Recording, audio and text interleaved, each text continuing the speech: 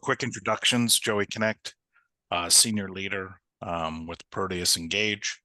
I've been with this enterprise north of 20 years and been involved in a lot, obviously, of onboardings of all of our product types into thousands of organizations, obviously. So look forward today talking about some hesitations. Um, so the concept, obviously, of today's presentation is if you are currently doing onboarding, but you're having some challenges, maybe making a decision on tooling or your team. We're going to kind of address quite a bit of hidden no's or challenges you might be experiencing. And then, of course, ideas and concepts to help make it better for you. So look forward to it here. It's a little bit different of a topic, obviously, but I love the transparency and feeling free to talk about whatever it might be that is holding you back. Because ultimately, the win in all of this, and let's just be very candid, is revenue growth and success. So it's okay to be candid when the outcome is very positive. So let's get into it here. I'm excited. So, okay, so what's at risk here? So we're talking about obviously optimizing onboarding, um, and it's very interesting because the data is becoming more and more transparent now, and some of that is because it's onboarding is getting more and more can't run amok, and it is dramatically affecting obviously the bottom lines of a lot of organizations. And so when you're on the fence or hesitating, and I'm not saying it's you hesitating, it might be your org or the surrounding leadership or other factors which we'll talk about, internal, external, all sorts of things. So when I say hesitation, I'm not directly pointing that necessarily at obviously you on the call, because you're trying to figure out how to not be hesitant, right? And so what it always comes down to is priority within the organization, right? And so sometimes it's pushed to the side, pushed to the bottom. How really important is it? Does onboarding even matter? Onboarding is a sidecar to sales. Onboarding is a sidecar to CS. I'm not saying these are true statements, but maybe some of you on this call have heard it, right? And it sometimes does not get as much street cred. Let's call it like this. Is the way I like to say it. Like sales ops, everybody knows, but onboarding ops, nobody knows. But the effect on churn, the effect on revenue, and the effect on long-term LTV of customers is extremely high, right? And so it's interesting, right? So there's almost kind of like, I don't want to say a stigma, but I think everybody kind of knows what I'm talking about there. So when we look at this from the risks, this is how important, and many of you, obviously, if you're in this, so this is kind of your life. This is how important, and there's 1,000 stats and 1,000 things, of course, but I always like to set the tone for meetings like this because it is mission critical, obviously, onboarding to success of the organization, direct line to revenue, not even a dotted line to revenue, right? It's that important right out the gate, right? And so just something to think about, obviously, as you're putting together your go-to-market, plan or business cases to leadership or things of that nature, which we'll kind of get into it here. But it's the numbers start to add up pretty substantially. All right. So let's get into the reality of onboarding today. There's quite a bit of these here, and I apologize. I did kind of throw into here quite a few items. There's about 10 of them here. So I'll give you a second, but like this is the reality of onboarding today. And in kind of more of a what I'd call global. And when I say onboarding for kind of purposes for this conversation, I'm typically inferring obviously a B2B transaction or a high dollar amount B2C, like planes or high luxury kinds of things where we play in also when it's B2C. But we're primarily talking here kind of B2B kind of ecosystem, right? And so when we look at the impact of revenue, like we were just talking about there on the risk, and then we start talking about the reality of onboarding today, this is where the problems start to stack up, right? These are the things that kind of globally are happening that are going to be affecting your onboarding experience to your customers. And when I say onboarding, in this case too, I just don't mean software. This is also for professional services. It literally is across all kind of category types, product installations, hardware, you name it. Obviously, we deal with customers in all categories. But so this isn't just, oh, for SaaS companies, this is what's happening. Oh, for professional services, consulting, accounting enterprises, you name it. This is across uh, everybody. And so the chips are kind of stacking up. One, it's super important to your enterprise for money and success, but then also it's getting increasingly harder and harder and harder to onboard. And so just running through, obviously, the expectations are really high, the customer's demands are really high. They'll disengage with you very, very quickly and move on to another vendor, even midstream. So there's just a tremendous amount of risk and expectations that are the reality of B2B onboarding today. I'll continue on this because I want you to, obviously, your homework is obviously just applying these to it, because these are risks that your organization needs to be aware of. Are they going to use the tool? We're going to break down quite a few of these too, to demyth or equip you with some approaches to basically demystify or counter these directly. So just so you kind of know what's coming. Tool fatigue, right? We'll say it. I don't mind saying it. Tool fatigue. Yeah. Do we sell the software? Yep. Yeah, we do for onboarding. Yep. But we're going to talk about tool fatigue, right? So these are really all the challenges kind of on a global level that are affecting you guys as onboarding professionals. And we're going to get into more specifically for each one of you, kind of the challenges of onboarding today. And so these things start to stack up, right, as problems. And so while there might be hesitation related to onboarding, the you're going to lose, not in a bad way. Like it's too big. It's the machine, whatever you want to call it. Like, it's just coming. And I'm 48, right? I know you're like, what? You look like you're 27. But I'm 48. That was a joke, by the way.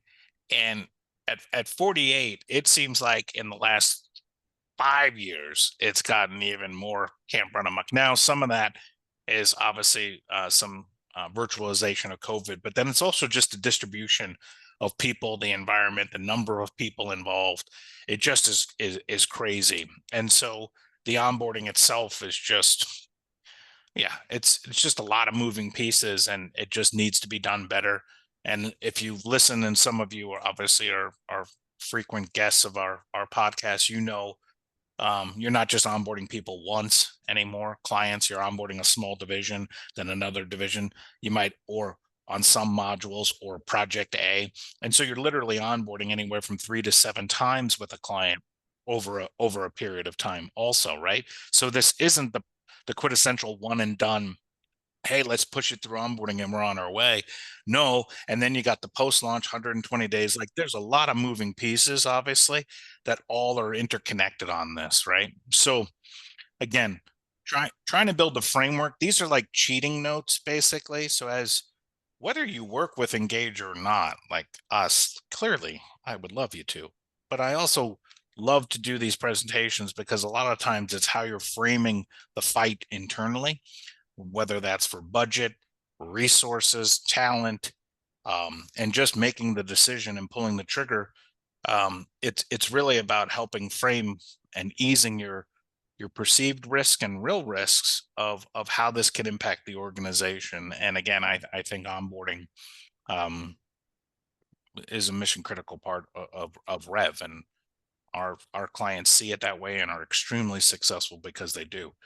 And then from you guys' perspective, you guys, Texas or something, but from your perspective, these are a little bit more closer to home, right? So there were the general kind of challenges that are out there, but these are things that you're thinking about. Maybe you're operating onboarding now via the awesome tool called Outlook, or that, which is an email agent, not a tool, right? But it's a joke.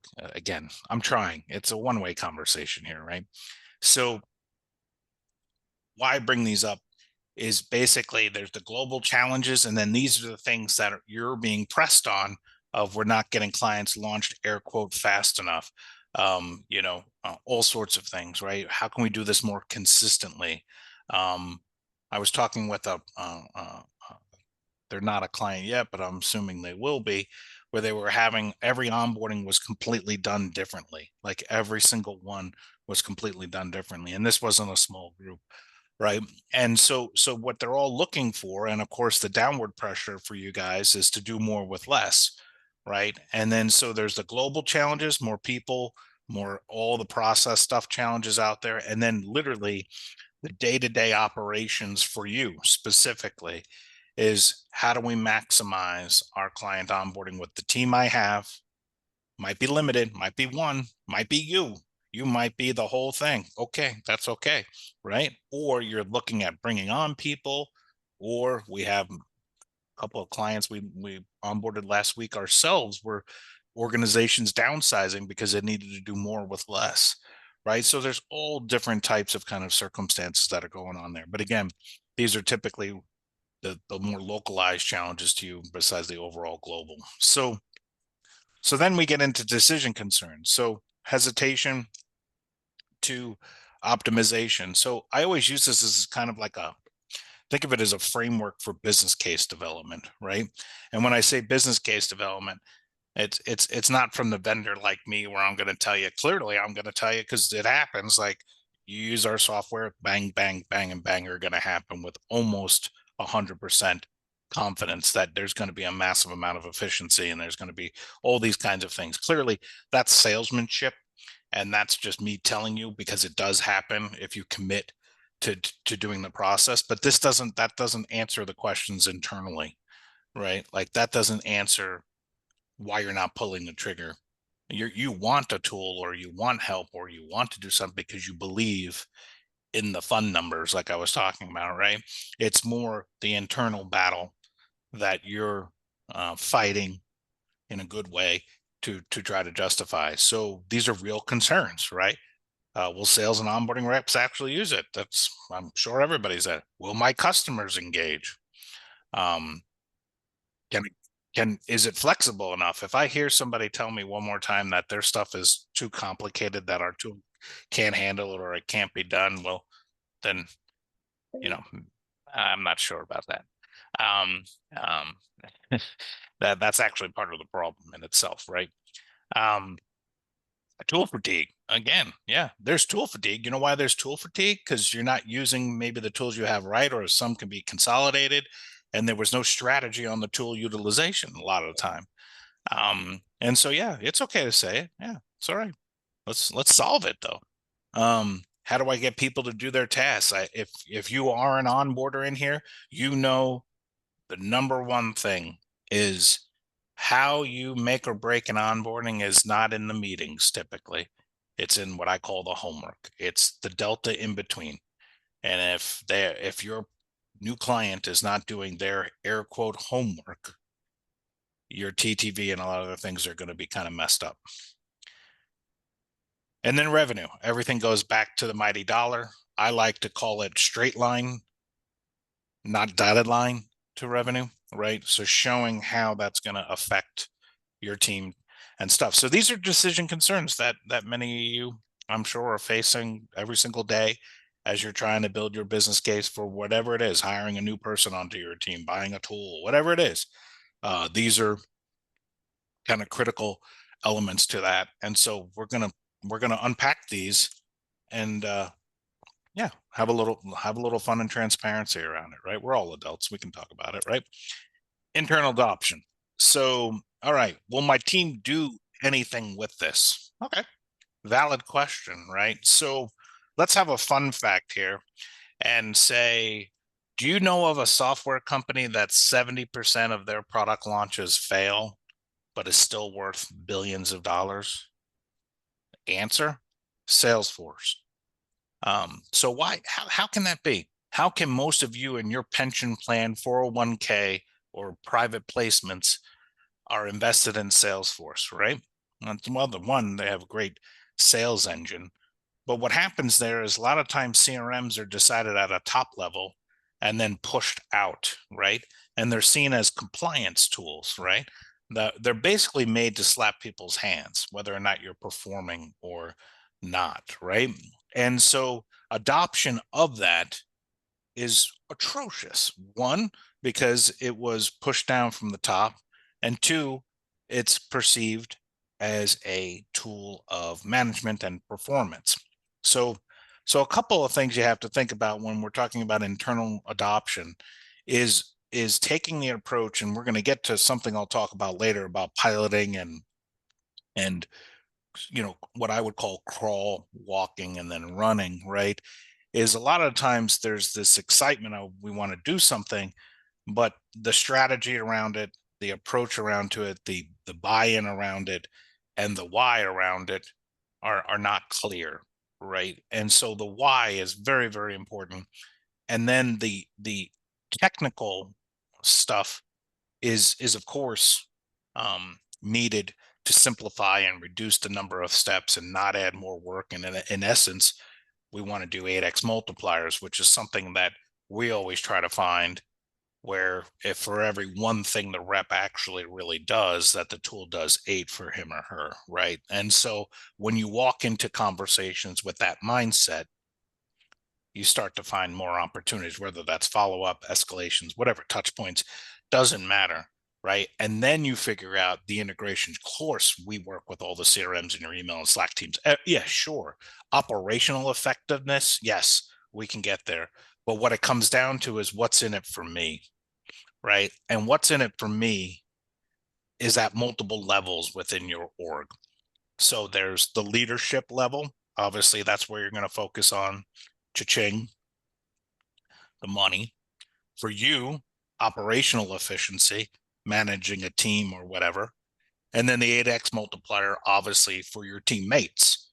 Or some of you are, I'm sure, player coaches, meaning you're in the trenches too with clients and you're looking just for better operational efficiency and excellence around that, right? So from an internal perspective, those three layers have to be unlocked to get that buy-in and get that opportunity to be effective in onboarding. Makes sense? No one wants extra work. No one's woke up today and said, you know what, I want to do extra things that I didn't have to do yesterday. But they have to understand the why. And the why can actually be pretty impressive, because as you start to open up these conversations with your team, I'll tell you what happens is your team begins to get more candid, and they also give you more ideas to make the deployment or whatever you're going to do to optimize your onboarding even more effective, because they feel a part of the process, right? They are part of the internal adoption strategy. And again, as I'm going to talk about here in a little bit towards the end, spoiler alert, is you never ever roll something out, meaning turn on a solution all at once. You have to baby step it, get feedback, get that buy-in, have internal champs, all sorts of stuff. I'm going to jump to the next one. Okay. Internal adoption. You can't just say it. You have to actually do it. And that's the big difference. Okay. So there's another important piece that contextually always has to be thought of when you're talking about onboarding is you are about 50% of the equation. It's not all about me. It's also about the customer, which is them, the them, the them. And so 50% of the equation, if not more, is actually the customer's experience and how they work with you. And so a tenant of I don't know, it really is. So I can say it, I guess. A tenet of our company and our product is onboarding is mutual.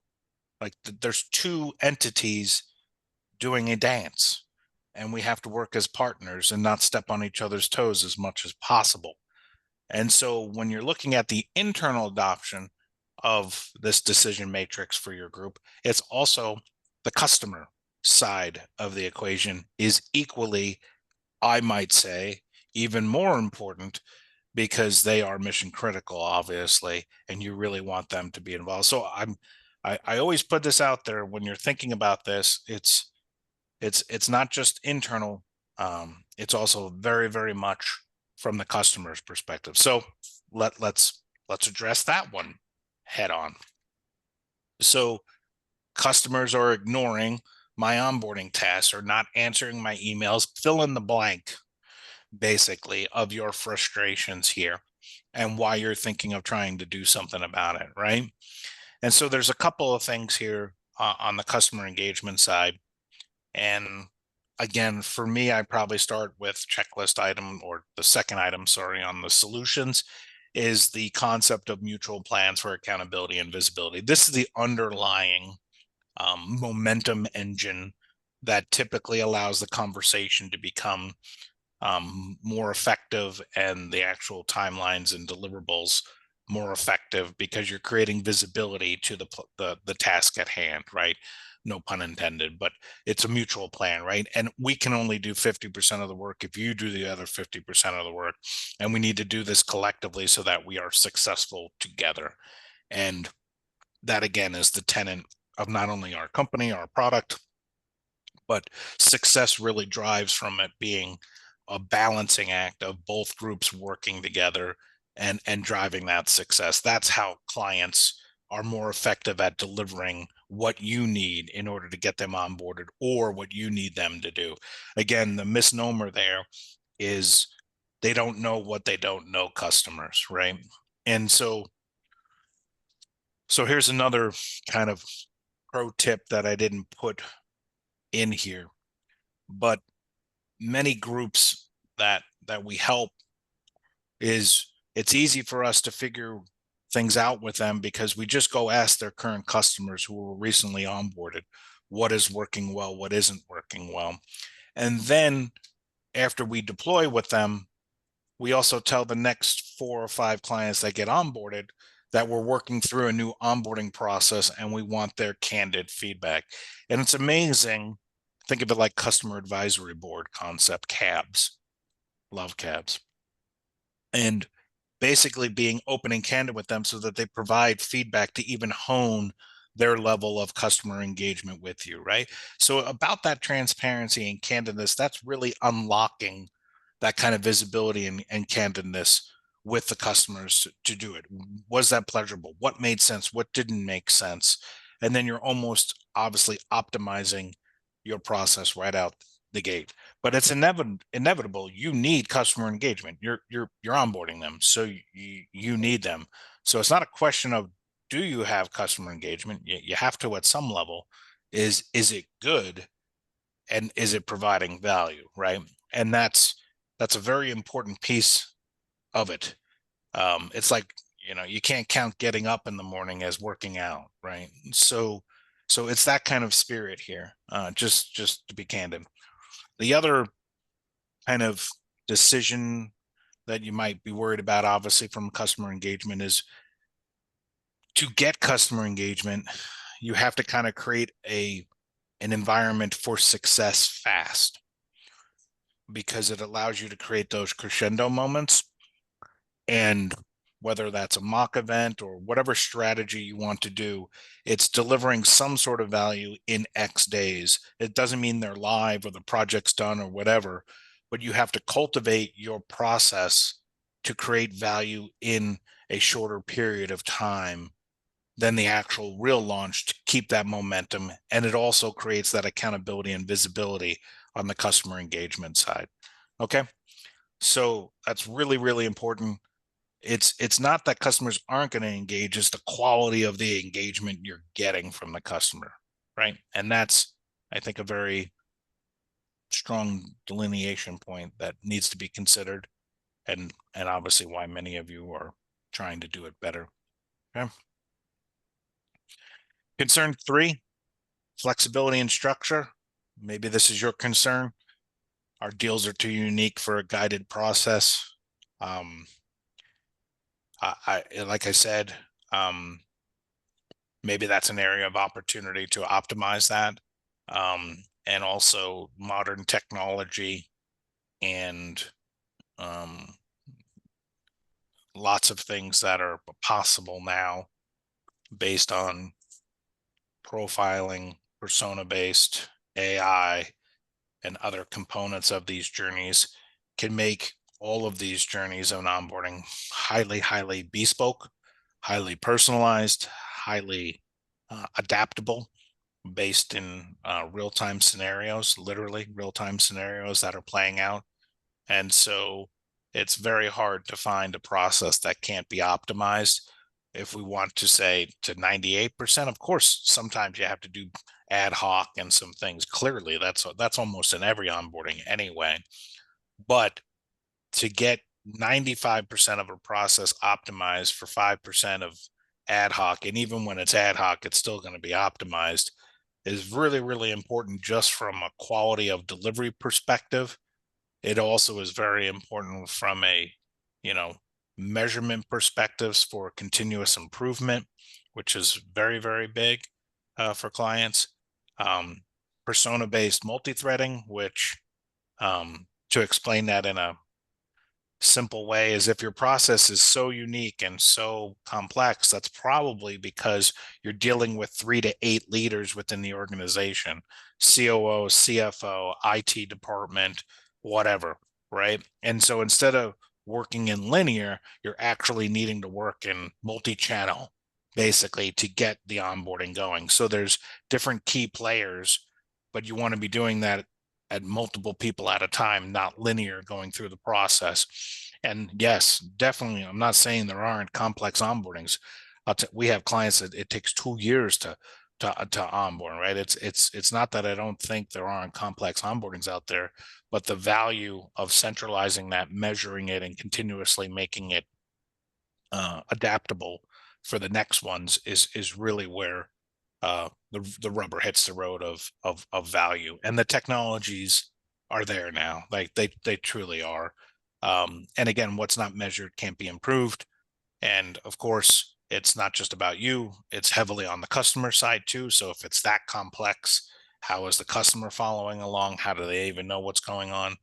Um, I think sometimes the brilliance of what is complex, like the number one company in the world for complexity is Apple. But when you use the tools, I'm not, I honestly am not an Apple user, but they are the best experience phones, right? And so the brilliance of Apple's is their simplicity of use. Behind the scenes, they're complex as all get out. The technology is very, very complex, but the experience is simplified. So if you believe in the flexibility and the structure of what this is, yes, you can be complex and there might be a lot of things that have to happen internally, which of course, the tools do, but it's how does the customer feel about that? How are they feeling about the onboarding, and how are they being communicated? How are they delivering what is needed to make that? So it has to feel simple on their end. It's not about dragging them into complexity. Simplest form would be, I joke about this in onboarding, you know, I'm a native New Yorker, so pizza's near and dear to my heart. So say you want to order a pie. Well, when you order a pie, you can watch that pie being made, thrown in the oven, thrown in the box, thrown on the bike, and you can watch it get all the way, until it's 300 feet from your stoop, right? And so yeah, you got end-to-end onboarding for your $12 or $28 pizza pie, right? But when you get into business, for some reason, when you're onboarding something north of $50,000, the update is in an email, right? That's broken, right? Like that's just fundamentally broken, right? And so that's kind of where the expectation management from the client side also comes in, when this flexibility and structure, because you do need structure, obviously, to scale it and just measure it. Okay, so that's concern 3. Next one, and hopefully these are helping you. I appreciate the comments. Um, Tool fatigue. Another platform. Teams are exhausted. Oh boy, teams are exhausted. Get it. No one's denying that. Like honestly, no one's denying that. And that's why we work personally, if you're asking me how we do it, is we look at the tool sets and all the environment of everything. And of course, our product is highly built with integrations and stuff to even streamline all of this. So it's not about another platform. It's another platform deployed correctly and utilizing the platforms you actually need to be using to do this. Um, and yeah, it's not about work either, because the code name for another platform is work, and that's not what we're in the business of creating either. It's creating efficiency, as I mentioned, force multiplier of 8x plus. Like in our strategy, it's reducing the number of platforms and reducing the amount of work overall while driving substantially more engagement and success and time to value and about 12 other measurement things, right? So the mindset of this is it's not another platform. No, it is not. No, it's optimization, reduction of platforms, reduction of your time, and optimized experiences. And so sometimes it's just not framed correctly. And of course somebody's going to say, well, Joe, you're missing. Of course, I'm not saying 90, whatever, 100%. I think you guys know what I'm getting at. It's more, especially in onboarding, excuse me, especially in onboarding, where there are so many, like the example I put there of many of our clients, Excel, Trello, Wiki, inboxes, email, Team, Slack, like we're integrated with everything. We drive it all into one centralized. It's about bringing everything under a hub and silo. And of course, for voice of customer, we integrate with obviously every CRM known to man. So it's about the strategy of how you're doing it again, not another platform, because it's not. It's results. That's what we're more. And steal all these comments that I'm talking about. Like I said, this is how it has to be framed and done right. And you should be doing this, whatever vendor you're talking with.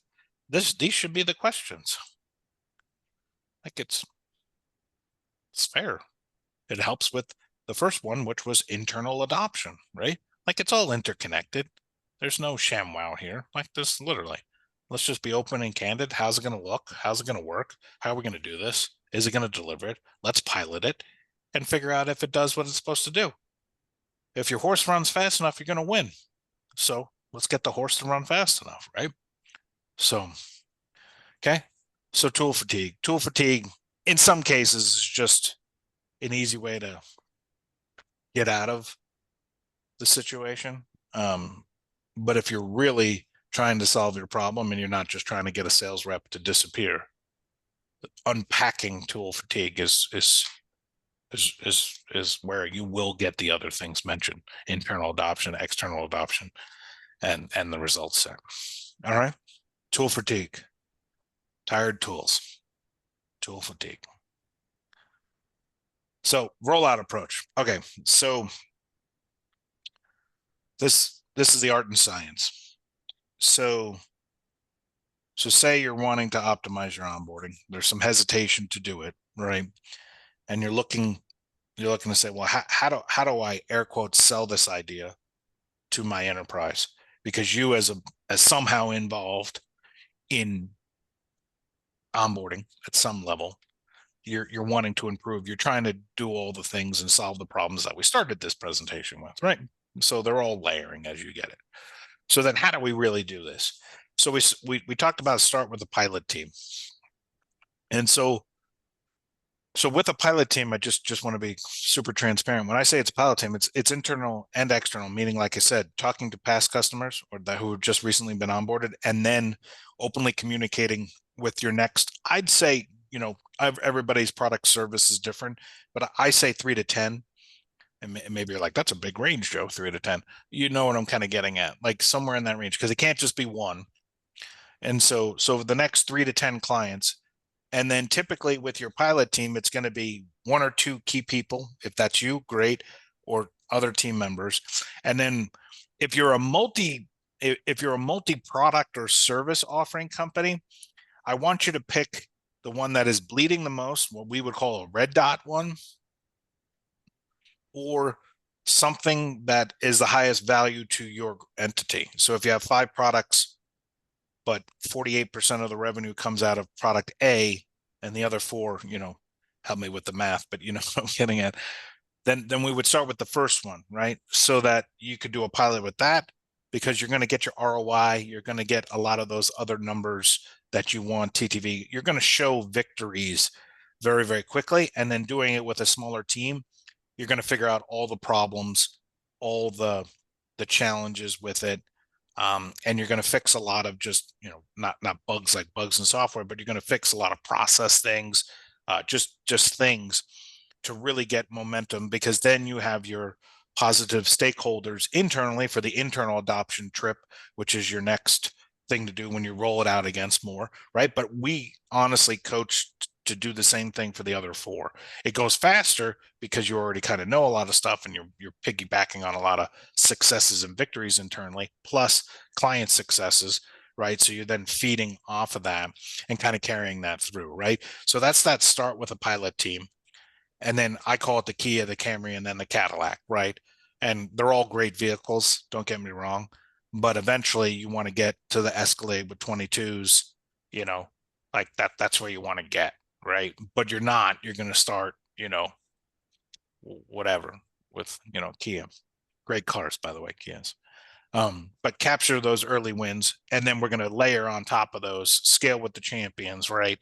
And just keep the iteration of that. So from a risk management to your organization, this can cost you next to nothing or fractional amounts of investment to prove you're right, just candidly, to prove you're right, to prove that your ROI is there, to prove your mindset and your vision for what's possible, to be able to prove that in a very low cost kind of way, and then taking the findings of that and then scaling that out for true deployment across, as much as you want. So there's art in the rollout process also of the technology.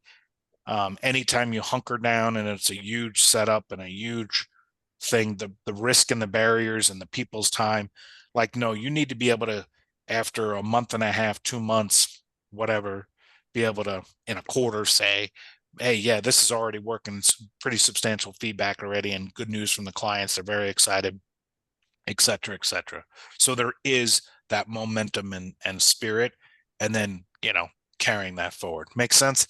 Really nothing to do. This has nothing to do really with the technology or whatever. Of course, the technology has to be able to handle it clearly, and the contracting has to support this. But spiritually, this is just a process of how to manage your risk, but also to get momentum and budget aligning out, because it's now direct line revenue, not that dotted line. Okay. And then reframing the opportunity. So I'll end on this. Well, I don't know, maybe I have another slide or two, but spiritually, this is what it comes down to: is instead of thinking as another tool, if you're looking to get a tool right now, I don't know, that's your choice. But let's say you're looking at a tool, it's about creating that central nervous system for onboarding. And instead of thinking about it's onboarding, it's faster time to value for your customers, it's making your group more money. You got now complete consistency across your reps and your customers, less work, more results, and then most importantly, leader visibility to you and or additional leadership within your organization, right? And so when we think about onboarding, yes, there's tooling for sure, but it's also the process, the approach, the why, and how it's deployed, how it's managed, that brings it all together. Tool fatigue, again, comes from poor deployment of the tools. Having the right strategy and the experiences mapped out, and then aligning that with the right tool, that's how you get the opportunity to go from hesitating on onboarding to fully embracing onboarding, because your desired outcomes and results you want are there. Okay. I know it sounds a little wordsmithy. It's not. Like, it's really just changing the approach of not, we're looking for a tool to do onboarding. No, we want to do onboarding, and these are the goals we have for our onboarding experience. Now, what are the pieces for us to get there? Tooling is just one piece. Okay. I think that makes sense to everybody. So results, obviously, you guys all know how to read and been on our website. Obviously, you signed up. I mean, it's just tons of operational benefits and efficiency, engagement, way more through the roof, accountability, time to value, all the things you guys know. We have core 13 metrics that we give a crap about that really move the needle, and on both sides, your team and the team. And I'll share that out with it. Done plenty of presentations for it. But you can see here it's art and science. It's tooling, but it's the whole process around it. Scaling people, training people, both everything. It's just the whole soup to nuts, but it's because we thought it out, right? And then we also like to do pre-mortems. So some of you, I think, were on those where we try to predict failure with our clients. Like, if this is going to fail, why onboarding you into our platform is going to fail? Let's talk about that candidly. Why is this going to fail? And we get those on the table too. It's a great webinar and great resources on our site around that. I'll include that in our follow-up also, because the pre-mortem, predicting failure before it happens, why not? Yeah, we have the power. It's just talking about it. Okay. I already covered that. I already covered those. One of the things I will offer, thanks for everybody's time. I think most of you know my style. So one of the things I do offer it is one-on-one consultations, not a demo, unless you ask me to show you how we would do it. It's more if you're trying to work through some of these challenges and you're in the hand-to-hand combat stage and you're just trying to win for your org. My calendar will be there. You can grab it. It's a half hour. You tell me what's up. I'll tell you what I'm thinking or what we've seen or what we've done or how others are doing it. And many, many of you take advantage of it, and I love it. And many of them don't become our clients. We're not demoing. Like, literally, it's just more about how to win in onboarding, because I personally believe it's that important to every enterprise, and we see it every day. So I appreciate everybody's time today and interest in breaking through. And it's not haphazard. It's not just let's go run through a wall. If we go through those steps accordingly, the chances of success of you having a good operation will be very high, which means you got a great job, you get a bonus, and your team members are happy. So that's a good day in my world. So I appreciate everybody. Everybody have a great rest of you. It's early. It's only Tuesday. Usually I do these on Thursday. So I was going to say have a great rest of the week, but you still should. So I appreciate everybody. Thanks again for the time.